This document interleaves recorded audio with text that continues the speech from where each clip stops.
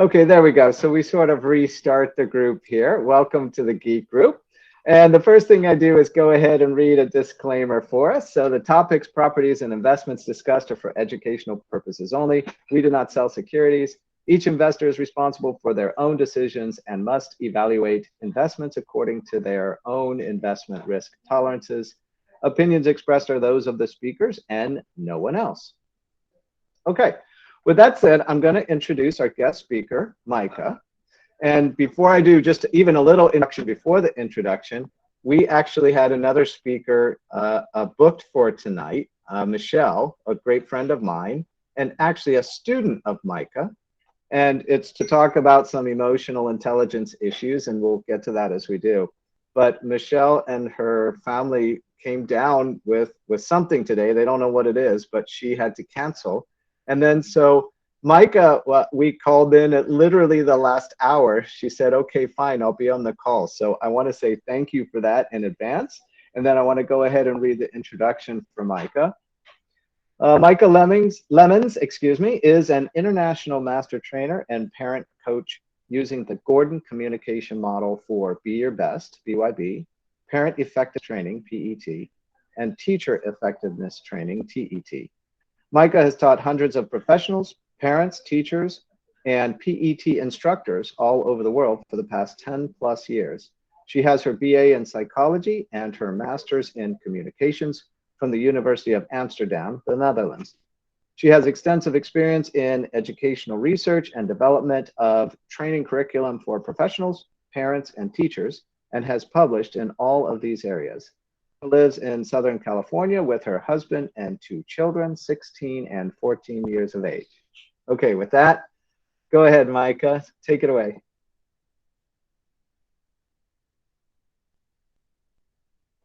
Thank you for calling me, and I'm glad I'm able to speak to you all, to get to know you guys. I didn't know that you guys had this group, and I find it fascinating. So I'm happy that I can share some of the things that I do in my work with you. As Mac said, I do this training. It is communications and skills training, as well as conflict resolution, and it really helps people to become better at relationships with other people. We teach them these skills to get them to become more effective in their relationship. Take emotional intelligence into consideration while you problem solve and that kind of stuff. So I wanted to give you an overview as to what this program is all about, so that you can kind of get a taste of it, and then you could always get the book, or you can sign up for a class if something like that would be interesting to you, or do some one-on-one coaching, whatever you would be doing. So how do I share my screen again? So there's a rectangle down there next to the 3 dots, and it says present now. You'll click that, and then it will ask you, do you want to share your full screen? And I want to do one more plug for you and what you're about to present on before you start. I just want to say that Michelle was my instructor, which is a student of Meike's.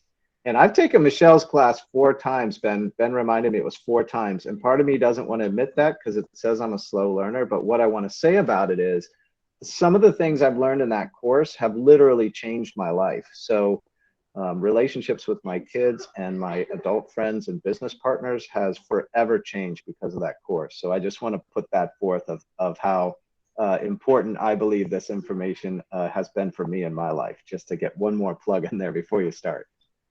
Okay, go ahead. So can you guys see the PowerPoint that I'm sharing, or no? Not yet. Do you guys see a blank? There we go.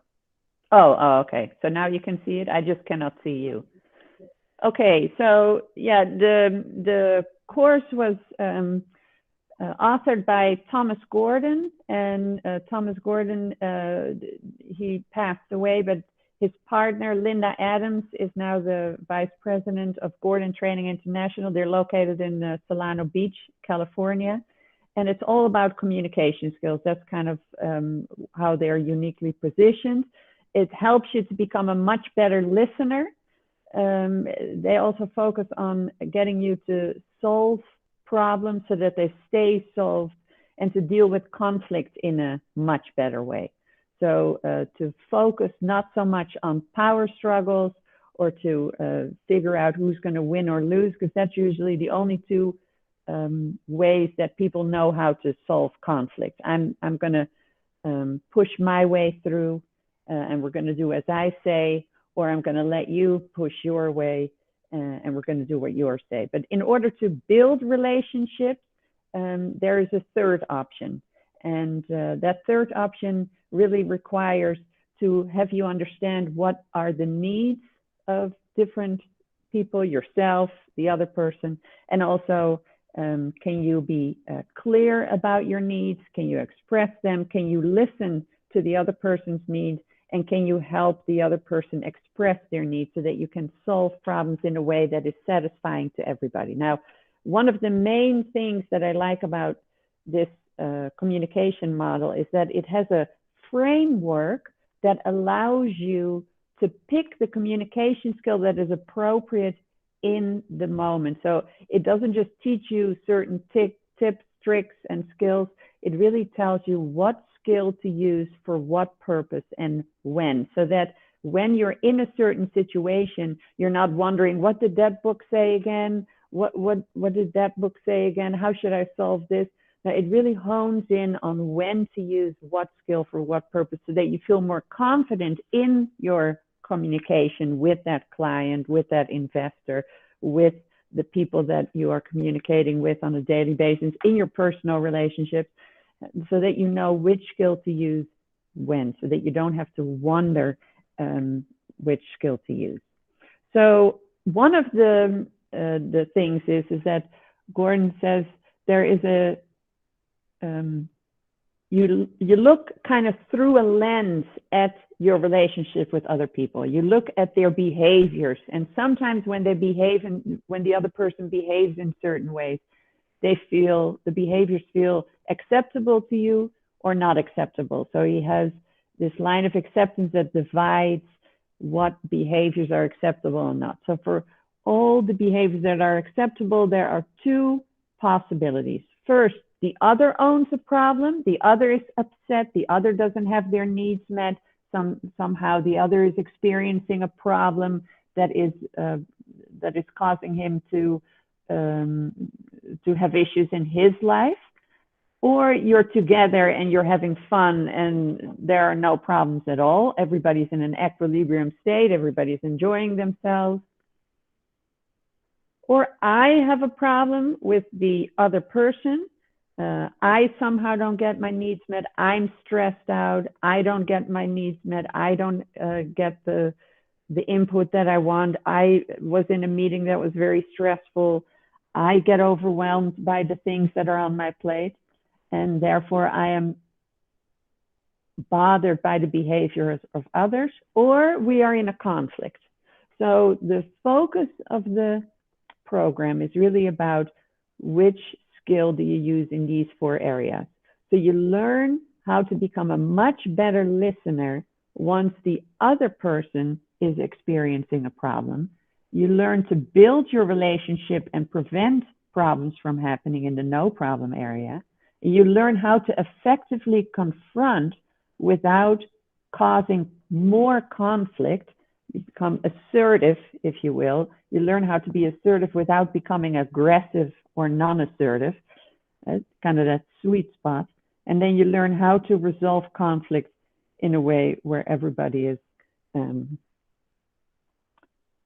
satisfied with the outcome. So these are the groups of skills that you learn. So I could say a little bit about each of one. When the other owns the problem, it is important that you tune into the other and that you are able to listen to the other, not just through listening to the words that they speak, but trying to go underneath the words and trying to understand the total communication. So I'd like for you to think and tell me, when you have a problem in your life and you discuss it with other people, You have a problem in your personal life or in your business that you shared with a colleague. Doesn't really matter what it is, but you share a problem. What are some things that people say or do that you really don't find helpful? What are some of those ineffective ways? Blaming. Yes, when they blame you and criticize you. Yeah, that really makes you stop talking.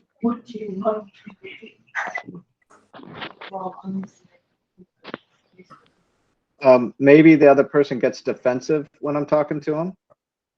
Yes. When I share my problem, the other person gets bothered or defensive or resistant by it. That certainly doesn't help. What other things do people say that you really don't like?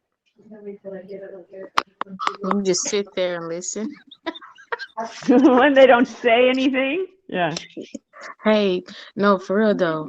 This is sorry I put the slang in there, but I was just told this a couple of days ago. Yeah. Everything you just said. So I was like, okay. It's kind of What- redundant. Huh?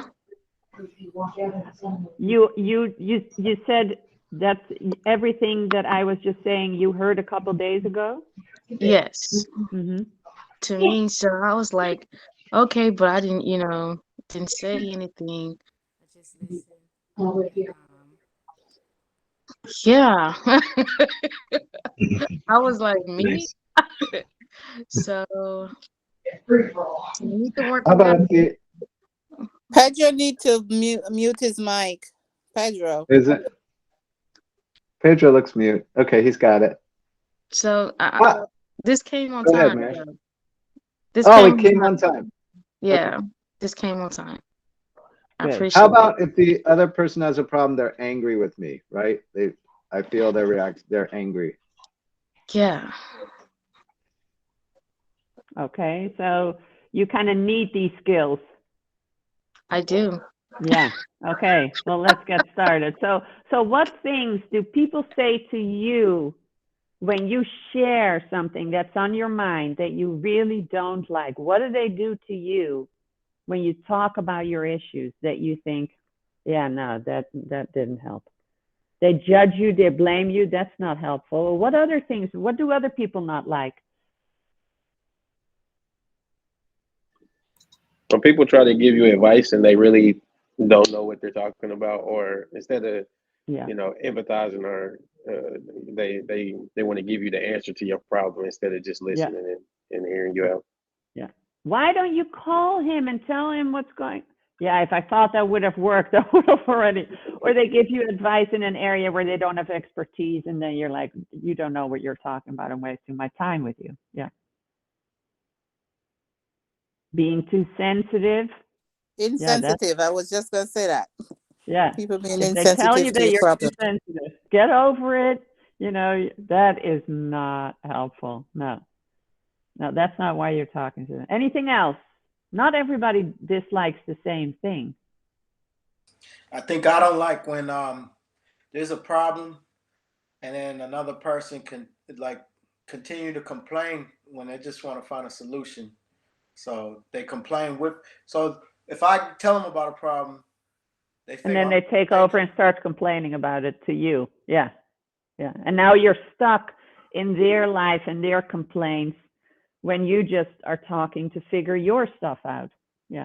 Exactly. Yeah, exactly. Okay. So it could also be when people said, I told you so. Yeah, that's even worse. Yeah. Yeah, I told you so. Yeah, that's then you sure feel like a child, huh? If somebody tells you that. Yeah. So the idea now, I want you to briefly think about that person that you love to talk to when you are having a problem. And you don't have to tell me who it is, but tell me what are the characteristics of that person that you have on speed dial if you have a problem. Maybe it's a deceased grandparent and you can actually call them, or maybe they live in another side of the country, they're on a different time zone. That doesn't matter. It's just who is that person and what are their characteristics? What do they do or not do that makes you want to call them? What do you like? Yeah, Tyler? I think listening and repeating as opposed to commenting and putting their opinion in it, but actually trying to internalize what you're saying and then repeating it back to you to make sure that they're getting the right understanding before you take that next step in the conversation. Yeah, so that they really tune into you, focus on you, check in with you to see if they understand you correctly so that you can know that they are on the same page with you and they're actually hearing you. Yeah, that's very helpful too. Adler yeah. In other words, they're very patient with you. Patient is good. Patient is good. I love it when they're accepting, not blaming. Like if I'm really upset, I don't need them to calm me down. I'll calm down. They just stay with me, you know. Thank you. Excuse me, but does the length of the time that you know that person make a difference? Yeah. The relationship that you have with them make a difference. If your relationship is strong, then you prefer calling that person probably over somebody you don't have a strong relationship or spend a lot of time with. Yeah. What else? To his point too, I think that depending on the relationship, somebody who's not biased, who can give, they can listen and receive the message. And if they do give you any feedback, that is not a biased opinion as far as because you're my brother, because you're my son or daughter or whatever the relationship is, they can give you good insight from unbiased opinion. Yeah, exactly. And I think that when you think about it this way, what you like on the receiving end, that is exactly what the program that we teach, whether it's PET for parents or Be Your Best for individuals, that's what it is about. You become that person when other people talk to you. Because usually when you're on the sending end, when people talk to you about problems, you tend to give advice, step in, try to warn them, try to calm them down, all those things as we do because we don't like to see somebody else upset. It's terrible, particularly if it's a loved one or a child or a coworker that you want to see do well. And so you have a tendency as the one who receives the problem to help that other person. But the strange thing is that when you're on the receiving end of it, helping, what's most helpful to most of us is that the other person is accepting, empathic, and genuine, that you have a strong relationship with them and that they're able to understand you. And so the idea is that that's what you become when you are talking to somebody else as well. Oh, I guess I lost my, I didn't know that I closed. So I think just reopen the present button down there. Maybe, but I think I also closed my, He's got a good personality. So it cancels out. At least I think. It's not coming back. Yeah, here I am. All right.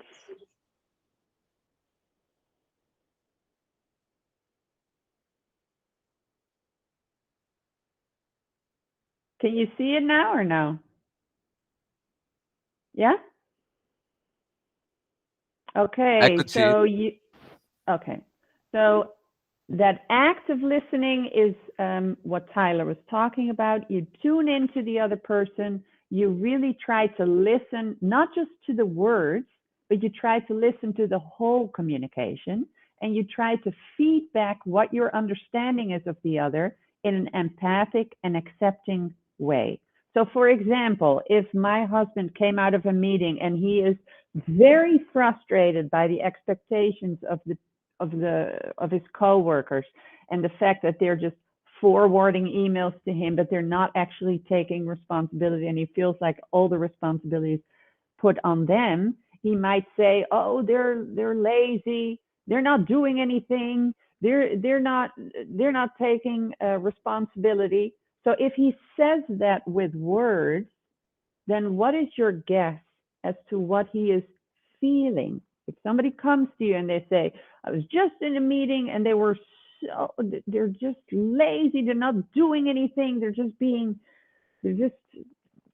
forwarding emails. How is this person feeling? Frustrated, for sure. What's another one?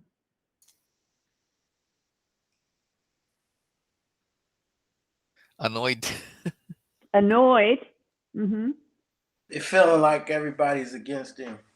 Feels like everybody's against him. And how do I feel about all the work? Like a burden. It's a burden.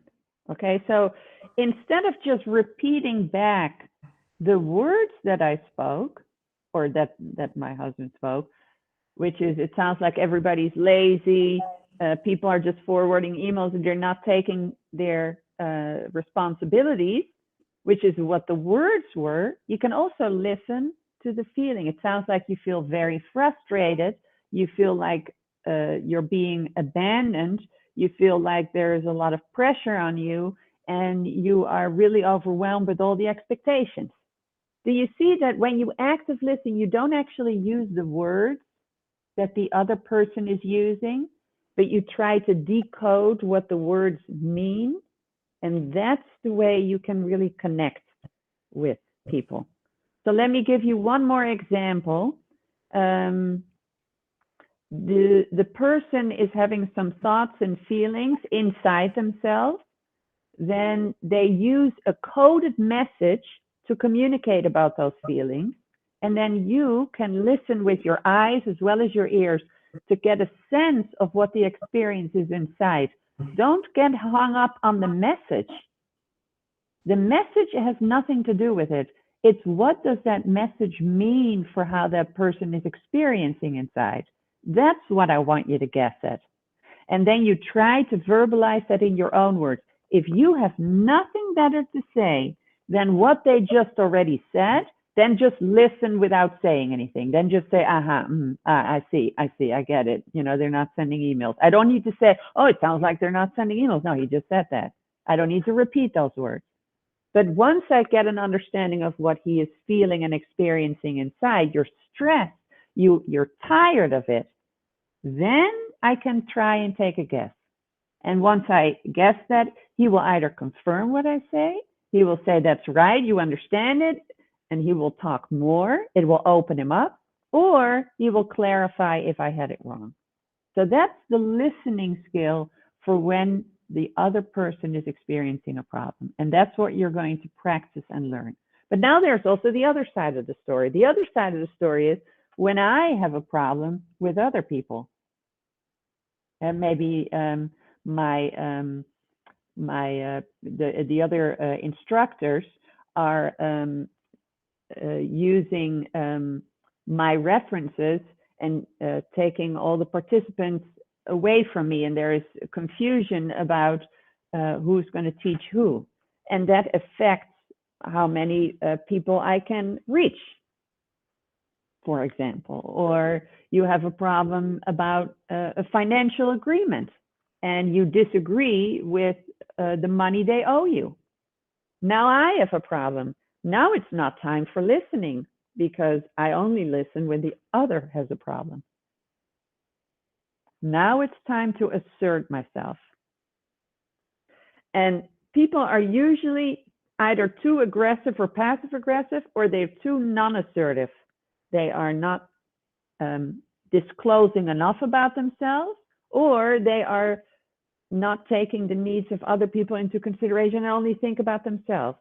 So the best way we know to confront others is by giving I messages. And I don't mean I messages as in those blue messages on an iPhone. I mean capital I message, talking about myself, talking from myself. Who has heard of I messages already before? Me. Okay, you learned that, and Cameron and Max, of course, you all have heard of it. So I messages are where you disclose what you don't like, what you disagree with, the part of the financial agreement. I don't think I owe you this, or I have a problem with you teaching these people when they reached out to me, or whatever it is. And then you tell them the specific tangible effect that it has on you. In other words, why you are having a problem. And then you can also add the feeling, if you want to add strength, like you're just a little annoyed, or you're a little nervous about it, or you just disagree with it, or you're getting very frustrated. That adds much more strength to an iMessage. So iMessages could really help you communicate and make it more effective, because iMessages don't blame others. It is in contrast to you messages. You owe me money. You did the wrong thing. You didn't call him. You didn't tell me before what was going on. Why didn't you do that? Those are all blameful messages. Whereas if you say, when you didn't call him, it really caused me a problem because now I wasn't prepared for the meeting. I'm not blaming anybody. I'm not saying that you were doing something bad. I'm just telling you that I experienced a problem. And it's not just to be nice to the other person. It is in order to have them hear you better. Because the one reason that people don't respond to you being assertive is because they feel resistant and defensive. So if you talk about yourself and your problem instead of that how the other person was wrong, they're more likely to hear what you have to say. So I like to stop here because I've talked a lot. What are your comments on that? What are your ideas? How does that sound to you? So I like what I'm hearing, because I learned a lot of this previous trainings, was somewhat similar stuff. Yeah. It kind of teaches me about, it made me think about, like when I'm talking to people, think about Ford. What they say is like, friends, occupation, family, occupation, recreation, and dreams. And basically, so you continually asking the other person about what's going on in their life. So it's not on you. It's not about you, but it's about them. Yeah. Yeah. And yeah. people yeah. I noticed that people like, when you're asking them about them, they want to talk about what they got going on, and it makes them more attracted to you and more trying to think of the word. The only word I'm thinking of is magnetic. You become more magnetic to them. Sure. Yeah. Attracting. Yeah. So you like that idea of taking that responsibility for yourself and separating that from, because effective communication has two ways. It is about being able to effectively send information about yourself, talk about yourself through eye language, and the other one is to be able to receive and listen to the other well. And then the last part is that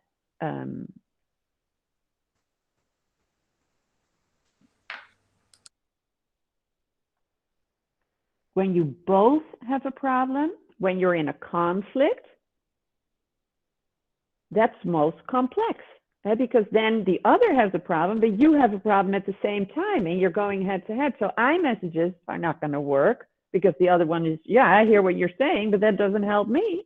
And if you active listen, that doesn't work because, it's not just about them, it's also about you.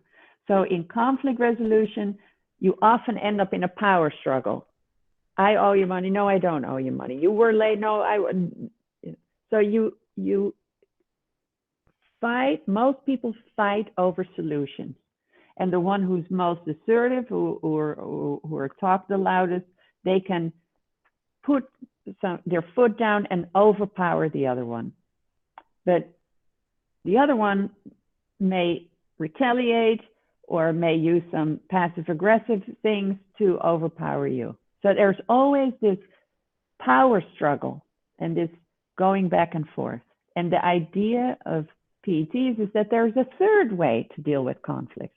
And the third way is about getting away from the solution, getting away from what you want, what your solution to the problem is, and trying to figure out why you want it so that you can talk about your needs, the other person's needs and my needs.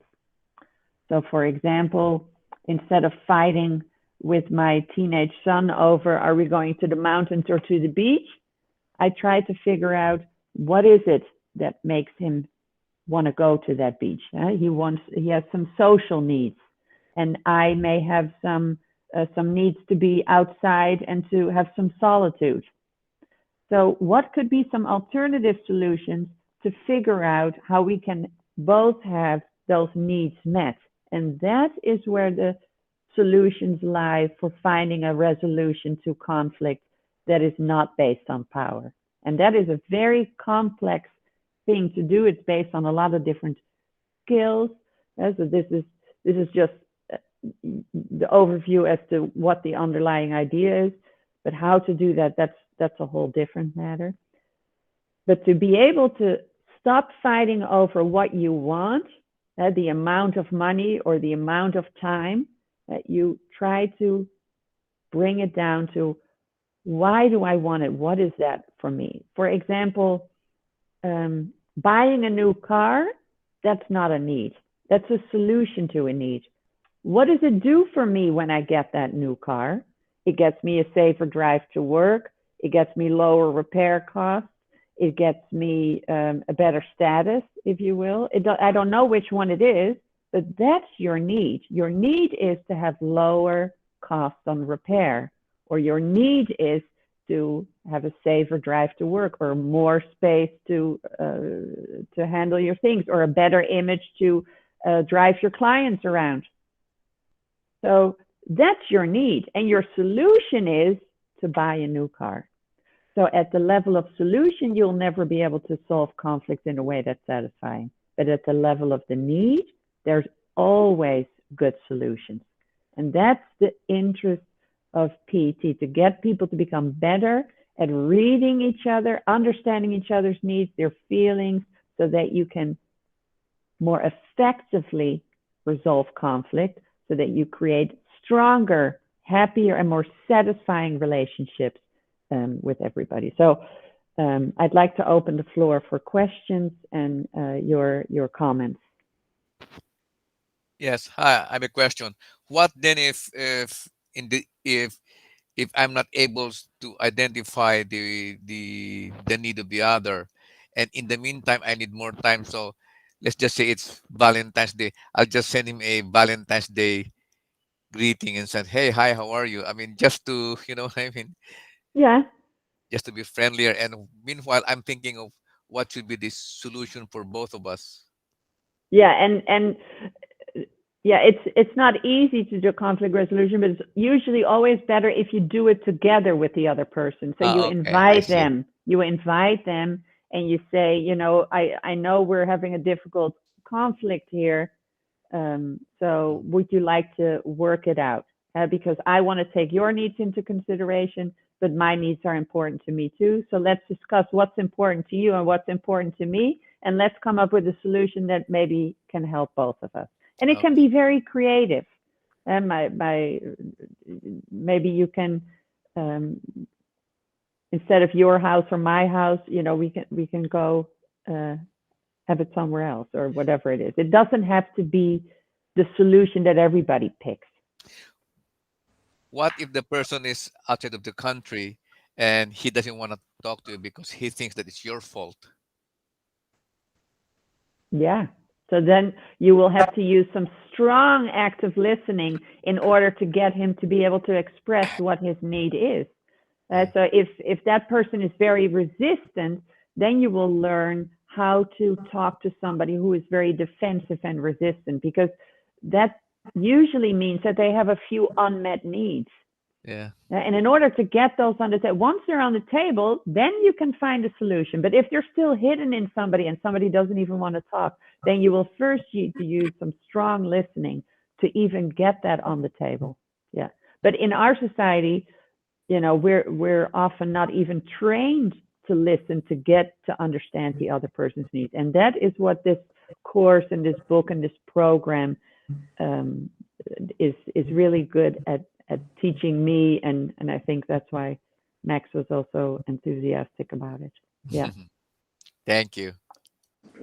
I got a question. Yeah. So, and it's kind of adding on to what Adler was just talking about. And so, again, what do you do? So, and this is something personal to me. I have a brother that I have not spoken to in 3 years. And the reason being, he doesn't reach out. I don't even know what I did wrong, and he refuses to talk. So, what do you do when somebody just shuts down like that? How do you reach out to that person so you can even get to the situation to get each other's needs met? Needs met. Yeah, to me, an honest self-disclosure would probably be your best bet. And to say to him, I love you, I miss you, and I really understand that you have a problem with me, and I really want to listen to what you have to say. Whenever you're ready to talk, I'm here. So you give him an invitation. You don't say what's wrong, because then that feels threatening. Yeah. You give him a door opener. You say, I know that there are some things that are really not sitting well with you, and I really want to hear and listen and understand where you're coming from. And whenever you're ready to talk, I'm here to listen. And the reason I want to is because I love you and I miss you, and I really want to get this problem resolved in a way that is beneficial, not just for me, but also for you. Do you understand that with that door opener, you are going to be able to give him the feeling that it's safe to talk and that there's no pressure to talk if he doesn't want to? And that usually works better than if you say, what's wrong? Can we meet? When can we meet? Why don't you call me? I haven't talked to you in 3 years, because that feels more threatening, even though it comes from the same place. How does that sound to you, David? I get what you're saying. It's basically to kind of come in a non-confronting kind of way. I feel like the only issue is that with certain men, the masculinity and the machoism kind of gets in the way of that. Yeah. So then they don't even want to talk because they're too busy dealing with their ego. And so, exactly, yeah. But the ego is fear. He's afraid. He feels threatened. He feels threatened that he won't be respected. He feels threatened that you will do it again. He feels threatened that whatever it is. And that fear is something that he doesn't want to show, because that will show vulnerability. Why would he be vulnerable if he is already hurt? So I understand very well that he's masking it with masculinity, but it is really hurt, fear, and feeling threatened that is underneath that layer of masculinity. Because if he was not having any feelings about it, he would just call you. Yeah? So telling him, I want to hear and listen and understand what I may have done to cause the rift, and I want to hear you, to create that safe environment, he may be willing to take down some of the walls. Not so that he knows that if he ever opens up to you, that he's not going to be threatened again. Yeah. That, I think, is the only way for people who are far away and are hurt to be willing to open up. If they trust that if they call you, it will be beneficial to. It's always what's in it for them. Why would he want to talk to you? What's in it for them? What's his need? His need is that relationship with you needs to be beneficial to him somehow. It used to be, but at some point it stopped being beneficial to him. So if you can open up to helping him get the benefit that he wants, then he might be more willing to hear your side of the story. Makes sense. Yeah. Makes sense. And yeah? but Okay, go ahead, Adler. But at the same time, it's also possible that nothing will really happen, and on your side, you should be ready for that eventuality that things will be that bad already. That you won't get anything out of it is yes, what you're correct. saying? Yes, Yes, yes, yes, yes. yeah. So there's definitely that other side that you need to assert yourself too. But it Yeah. is the two-way street, and that is something that we haven't learned.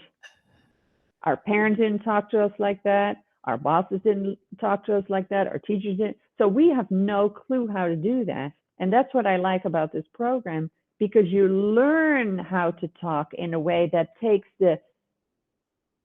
that hears the other person, and that also allows you to be assertive. And that's why it's so complex, because it's the balance of both needs, not just yours, but also not just his. If it's a one-sided relationship, why would you invest in it? But to get people to hear you, you will need to learn how to effectively disclose yourself without threatening them. You have to learn how to listen so that they can open up to you without them feeling threatened by you. And then once you have that communication going, then you can maybe solve some conflict that is preventing you from seeing each other for quite so many years. So I wouldn't suggest that if it's that long that you haven't seen each other, that you would call them and give a door opener. And I would definitely recommend that you pick up the Be Your Best book or the PET book and read it first, and then give them a call. So if you're kind of prepared for what happens if they lash out to you. Let's say David calls his brother, and his brother is, hey, you did this, and you did that, and you did that, and that's why I don't want to talk to you. And so there you go. Then you better be ready. Yeah. And you better be ready to also be able to then tell him how you feel, because it couldn't just be that it's all one-sided. And that requires a different set of communication skills. Yeah. Wow. Okay. Thank you. Yeah. Any other questions?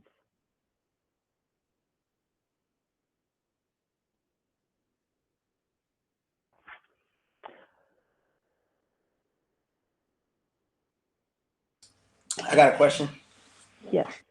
So can you explain, kind of give us an example on, I mean, I kind of know, but I just want to hear from you an example how we can utilize this in our investment business, whether dealing with brokers or dealing with investors that we're raising money from, because we want to make them feel comfortable with the money to invest with us and things like that, to handle objections, as well as also not just multifamily.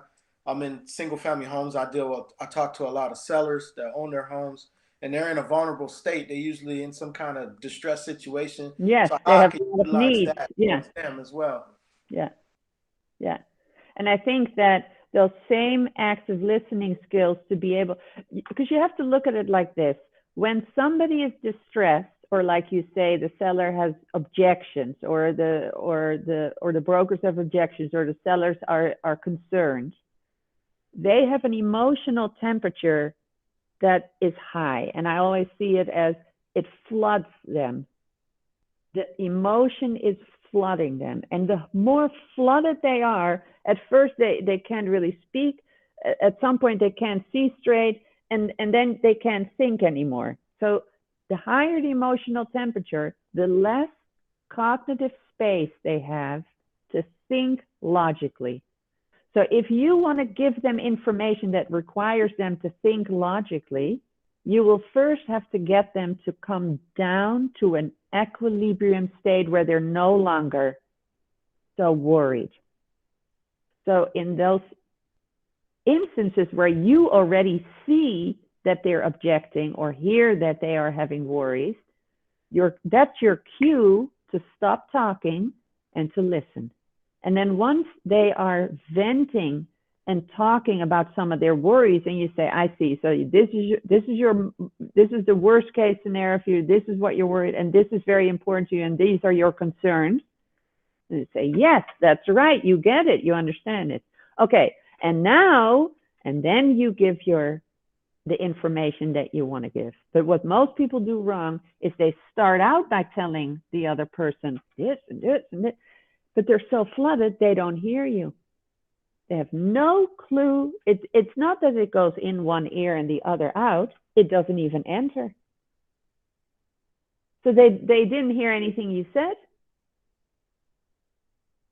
So in order for them to hear you, in order for them to hear why their objections aren't valid, why the seller can trust you, why it is a good investment, you have to first get their emotional temperature down. And that you do through active listening. So that skill of active listening is used to help others who have problems that have nothing to do with you, but it's also used to help the other lower their resistance, lower their defensiveness, in order for them to hear you. Does that make sense? Yeah, absolutely. And what other books would you recommend for us to read that are in regards to this subject? Parent Effectiveness Training by Dr. Gordon and Be Your Best by Linda Adams. And there is a copy of that on Amazon, in your library, in your local bookstore. You can order it with me. You can order it in any bookstore. Those two books, the PET book and the Be Your Best book, talk about the same communication skills, but one is really about relationships between parents and children. The other one is more about relationships between adults. Yeah, but they're the same, and they're very, that's what I recommend that you read. Or did you mean what other programs in addition to those two? Just whatever you recommend. Yeah. Yeah, Be Your Best by Linda Adams, I think, is the one to read. Okay, thank you. Yeah. Okay, and then go ahead. Well, I was gonna put one more, throw one more monkey wrench into the situation. When I first took this, I did learn something about, active. What I always thought that another person that say had a problem, and I was talking to, that they knew what their problem was, or they knew what they were feeling, or they knew what was happening with them. And when I finally learned a little bit, and I'm not a very good active listener, but I'm good enough to get down the road a little bit.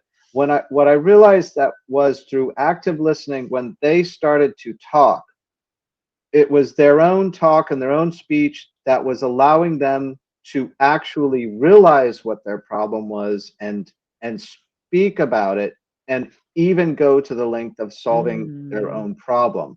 And maybe if you could talk more about that for just a couple minutes. That was such a shock to me. I just assumed we all knew what was going on. I assumed I knew what was going on in my head. Yeah. They don't. Yeah. And I assumed they knew what was going on in their head, which they don't.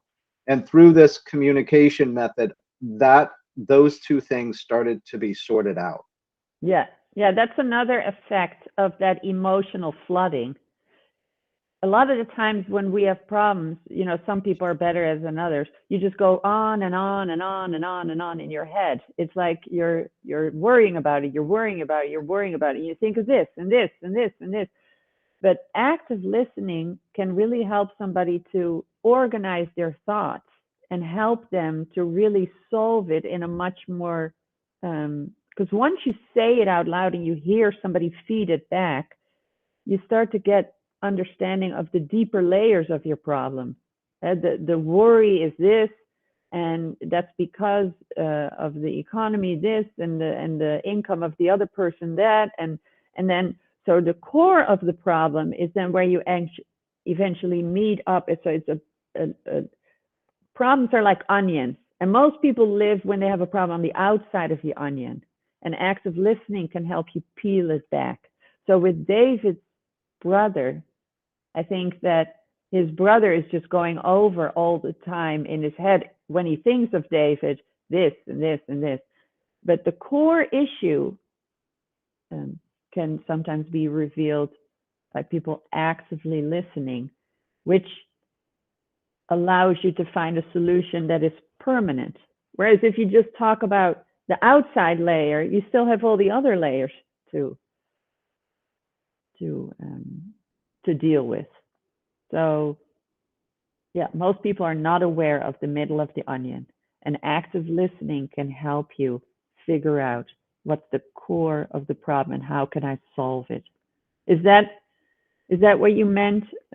Yeah, that's where I'm going with this. And even where I've had, like with my spouse or my kids, where we've had sort of, we're active listening to each other, a day or two or three can go by and we'll come back and around to the whole thing and be like, what we were talking about before, I realized this and I realized that. There's like this whole sort of generation of calming from the events that sort of flow from it over time. Yeah, exactly. Maybe David's brother was triggered because somebody else and in the past and when you were little and all that stuff that could be much more complex than you originally think. And that requires skillful active listening to be able to deal with that effectively. And everybody can learn it. I mean, in the beginning, it sounds kind of like, oh, what is this? But it's like learning English. It's like everybody can learn it. It's just a skill, like tennis, like golf, like not everybody is going to be, the best golfer in the world, but everybody can learn how to play tennis, how to do a different sport. Everybody can learn the English language. And so everybody can learn these active listening, iMessages, and conflict resolution skills. Once you have them under your belt, then you can start using them and improve your relationships and your conflicts with people in business as well as in private life. So I have a couple classes coming up. If you would be interested, then you're welcome to join us.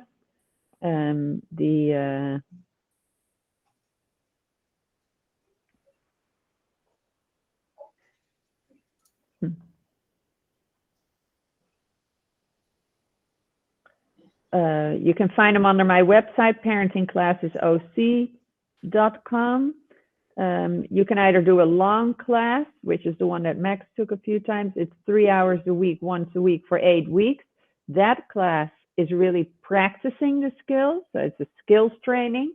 Or you can read the book together with others and talk about the skills to get a deeper understanding of the skills chapter by chapter, which is like a 90-minute once a week for 6 weeks.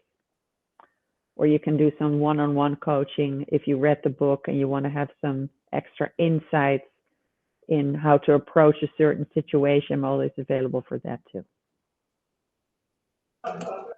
Okay, and if I'm hearing you right, your one-on-one coaching is more so people can learn how to solve their own problems. You're not necessarily a conflict resolver yourself, where you're a mediator or arbitrator. Is that, would I be right in saying that?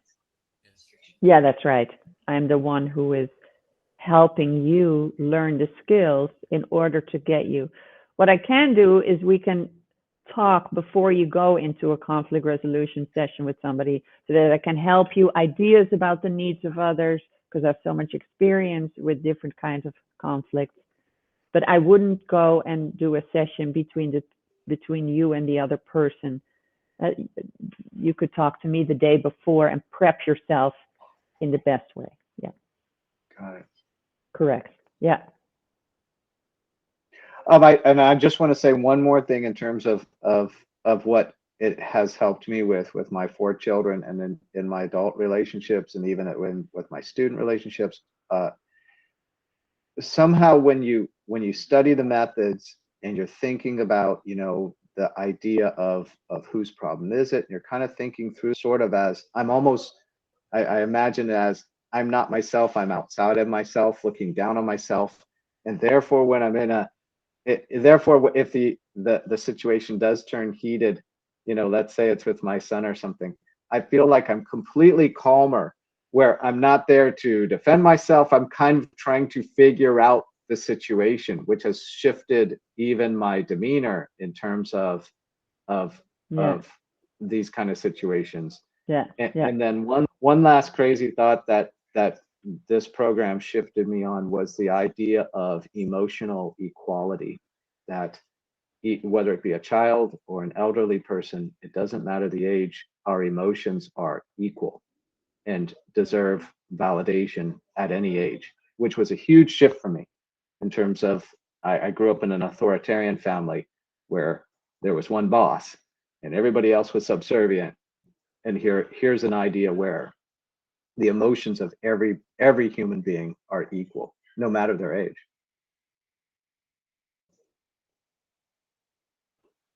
Yeah, it's That's a good one. there's no magic to this class, but a lot of people take this class and they find it very profound and life-changing, and also very practical because it's something that you can really use in your everyday relationships. Yeah. Okay, awesome. All right. So Thank you so much. yeah, Meike, thank you so much, and I appreciate your flexibility Meike. and jumping in. Yeah. Thank you.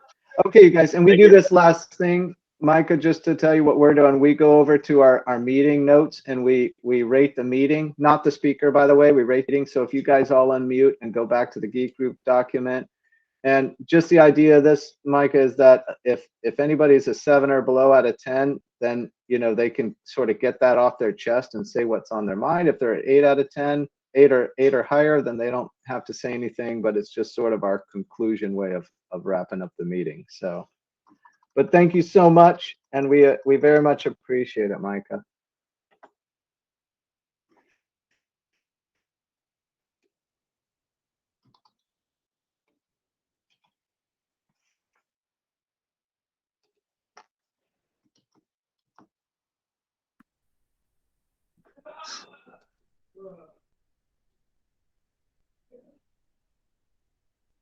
And if you don't find your way back to the document, that's okay. You can just call out your name. And is everybody unmuting? And it looks like we're going to be done on time today, like always. 8.5. Nice. Thanks, Adler. All right. Tyler, what's yours? 8. I think this is a great topic and something that's not talked about enough. So thank you so much. Yeah. Nice. Awesome. Cabrin? Thank you, Meike. I'll give it a 9. Thank you for the content. It was great. Thanks, David. So I give it a 9. Thank you, Meike, for coming talk to us tonight. Pedro? Yeah, I give it a 9 also. I thought it was a little bit short. But I thought it was solid 9. Nice. Mary, what's your number? I give it a 9. I needed it. Nice, Charmaine. All right, nice. Check the class Awesome. out. Charmaine? 8. All right, thank you. I'm a 10. I love this stuff. I use it every day. I can't even tell you. Active listen students and adults, and it's every day, and it's shocking what I find out through active listening that I would have never known. So I just love it to death. So I'm a huge fan, you guys. Okay, that's it. Thank you so much. It's great to see you guys. I'll do I'll send this recording out to those who weren't on the call, and etc. All right. I wish you guys all the best. Good luck on your investing. Let's see if we Have a good can night, guys. move into that I quadrant. All right. All right, guys. Thanks, Okay. Meike. Good night. Thank you again. Good night, everybody. All right. Good night, Bye. Meike. Bye, guys. Thank you. Thank you, Meike.